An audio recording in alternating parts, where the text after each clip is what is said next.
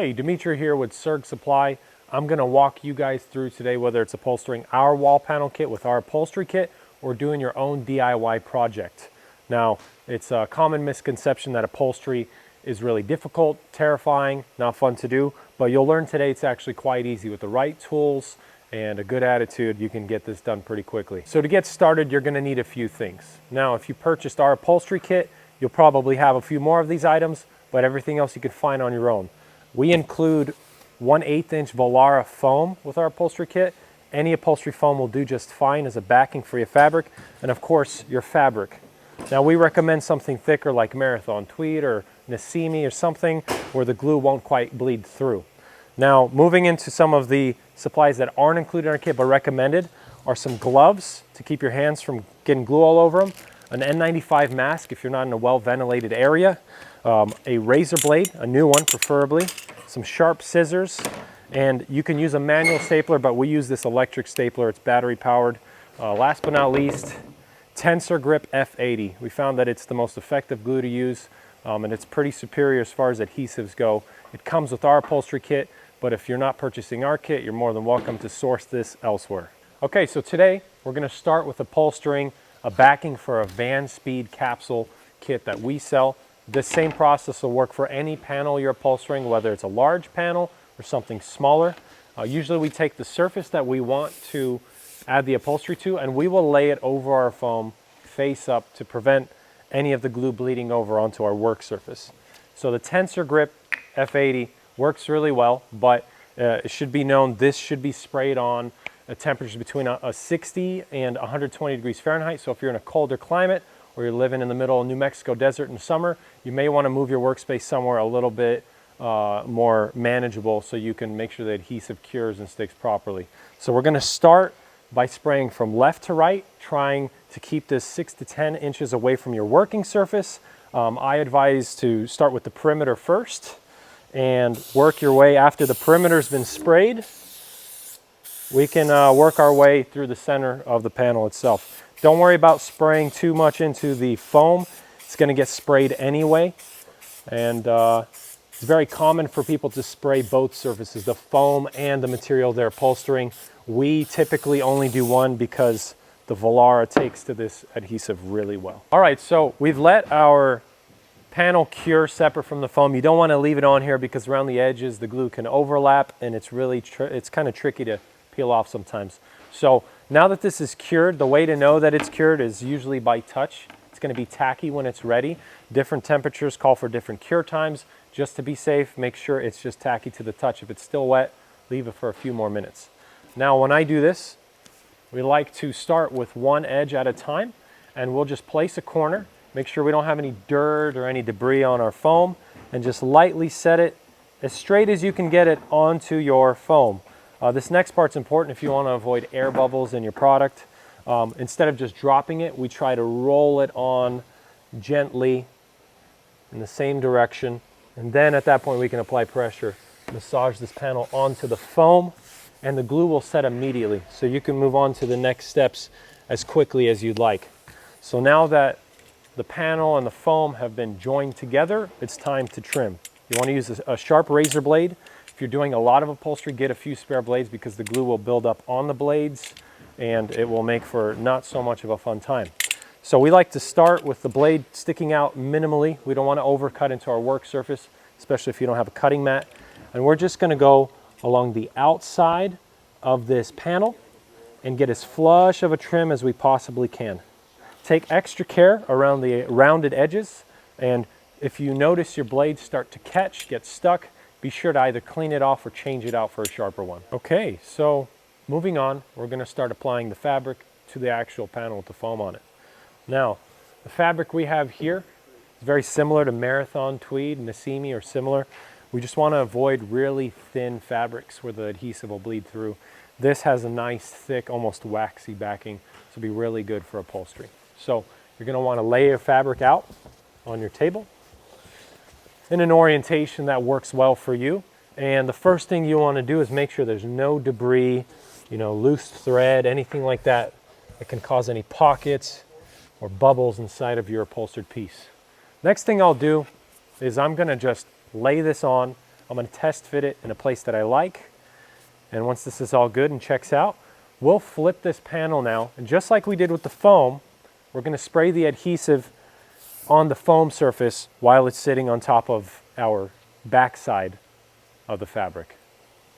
Now, we'll crack the bottle back open, get to a comfortable place here, and we'll start again with the perimeter. Always works best for us. And then once the perimeter is sprayed down, you can work your way into the center. All right, so we've just sprayed the foam side, and before it starts to cure, it's really important for you to take this off of the fabric, because we sprayed those edges. It's going to want to stick to the fabric and it'll make the next step really difficult. So set this aside somewhere else where it's not going to get in the way, a nice dust-free, clean environment. And while it cures, we're going to prep our tools for the next step.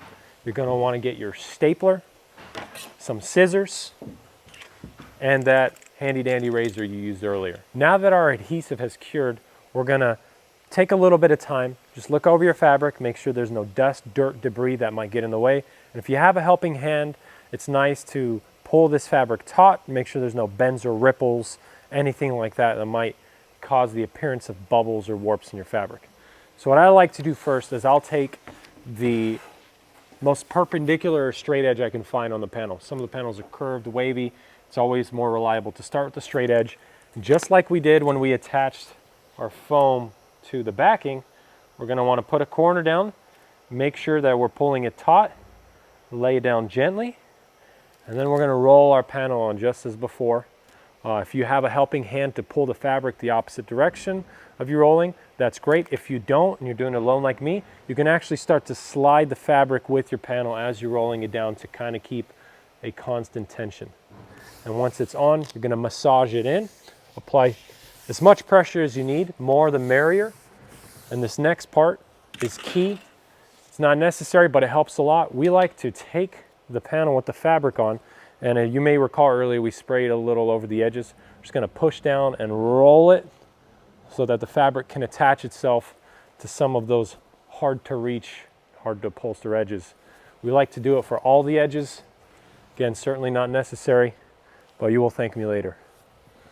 So now that everything's rolled on, we're going to prepare to trim this thing down and start doing the real work. Okay, so our panel is joined to our fabric and it's time to start trimming this thing. Now, when you're trimming, it's important to leave enough fabric at the end. I typically try to leave a minimum 2 inches. You can leave more because it's always trimmable after the fact, but do not go under an inch. You're not going to be doing yourself any favors. You can kind of snip your way through, or you can just use the sharp blade of the scissors and kind of slice your way through the fabric that way. All right, so now we're moving on to the trickier part of things. That's going to be doing corners and rounded edges. Now when you're cutting into corners, I have to say you don't want to cut too close. So what we do is we take the material thickness, we add 1/8, that's the distance to the edge of the cut. So because our backing is a 1/4 inch, we're going to try to cut about 3/8, maybe a little bit more, away from the edge. Because if you cut too close, what happens is you can see the splits on your cuts once the fabric is folded over. So we're going to go ahead and make that cut, and I'm going to keep this cut parallel with the edge of the panel on 90-degree edges. So anytime you have sharp areas, we're going to do that. So now that these 2 cuts are made, you have this section here. We're going to go ahead and leave that for now. So first you want to start by folding this area right here on the bottom and the side over.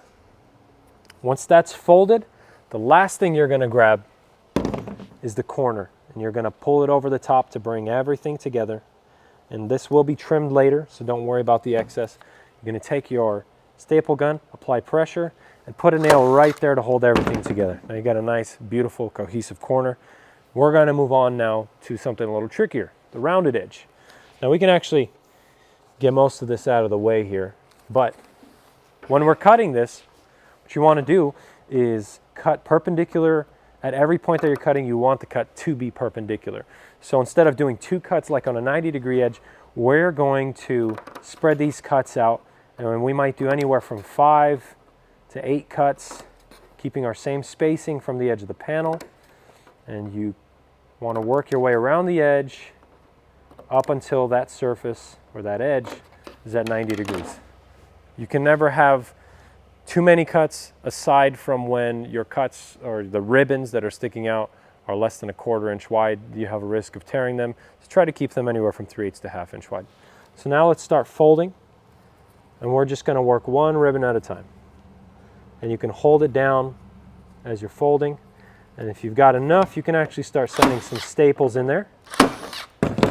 We're going to keep working our way around this edge, put a few more staples in.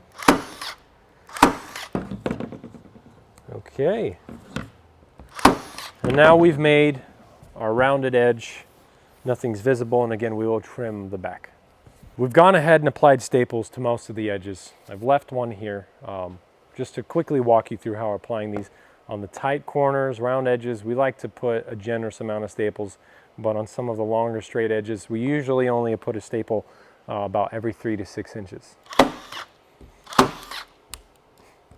Moving on to the next step, this part's a little trickier. It's the inside cutouts. There's an easy way and a hard way. Today we're going to show you the easy way. So take your Tensor Grip F80 and you're just going to spray a light coat partially on the fabric and partially on the wood surrounding the opening. This is going to help you overlap the fabric onto the wood and have it do most of the holding for you, so you don't have to rely so heavily on the staples themselves.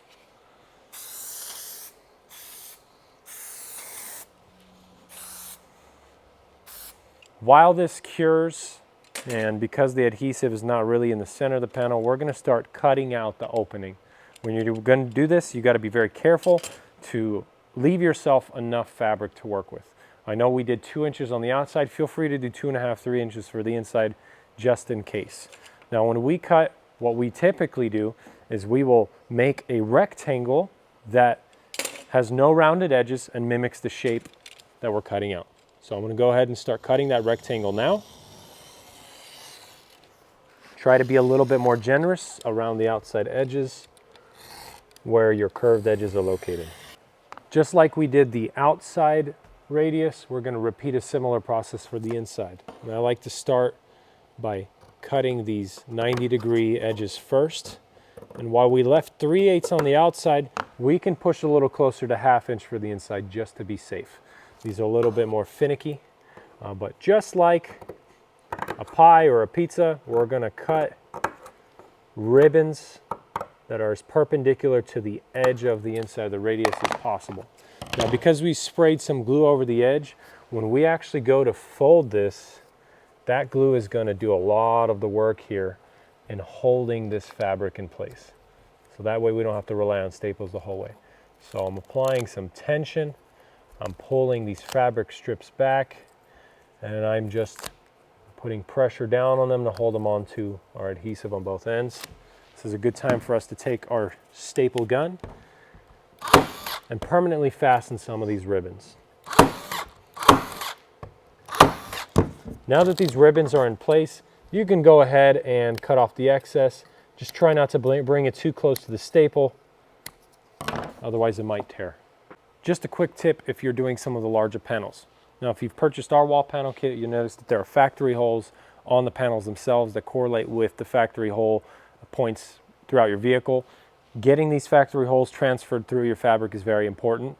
What you don't want to do is try to shoot screws through, because it might catch certain strands of your fabric and ruin your upholstery. What we like to do is to use a punch with a hammer, punch these holes out. If you don't have that handy, you can always take a torch and heat up something similar to a punch and burn your way through. More importantly, what you want to do is avoid catching loose thread on any of your mounting screws, fasteners, and the best way to do that is to prepare these before they go on your walls.